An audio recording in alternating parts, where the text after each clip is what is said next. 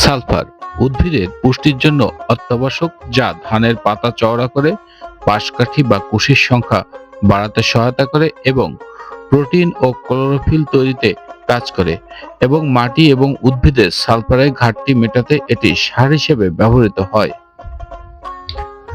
গন্ধক বা সালফার হচ্ছে একটি অধাতব মৌলিক পদার্থ, হালকা হলুদ রঙের অজৈব কঠিন পদার্থ। প্রকৃতিতে এটি মুক্ত বা যৌগরূপে পাওয়া যায়। সাধারণত উদ্ভিদের পুষ্টি, প্রোটিন সংশ্লেষণ, ক্লোরোফিল তৈরি, সালফিউরিক অ্যাসিড তৈরি এবং সার ও কীটনাশক তৈরিতে অপরিহার্য উপাদান সালফার বা গন্ধক। গন্ধক গাছের অনুখাদ্যই শুধু নয়, এটি মৃদুভাবে ছত্রাক বিরোধী এবং মাকড়নাশক।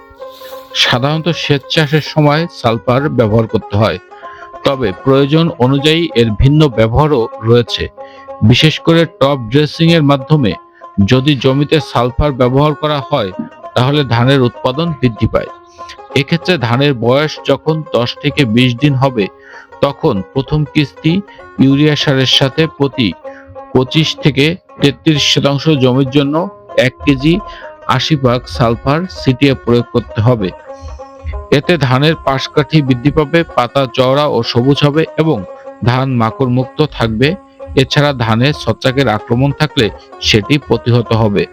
সালফার সাধারণত একবার ব্যবহার করলেই হয়, তবে প্রথম প্রয়োগের 7 থেকে 10 দিন পর দ্বিতীয়বার ব্যবহার করলে সবথেকে ভালো ফলাফল পাওয়া যায়। সাধারণত ইউরিয়া সারের সাথে সালফার ব্যবহার করতে পারেন। এছাড়া প্রতি 2 লিটার পানিতে 10 গ্রাম সালফার 1% জমির জন্য স্প্রে করতে পারেন। তবে মনে রাখতে হবে, এই স্প্রেটা খুব ভোরে অথবা বিকেলে করার চেষ্টা করবেন।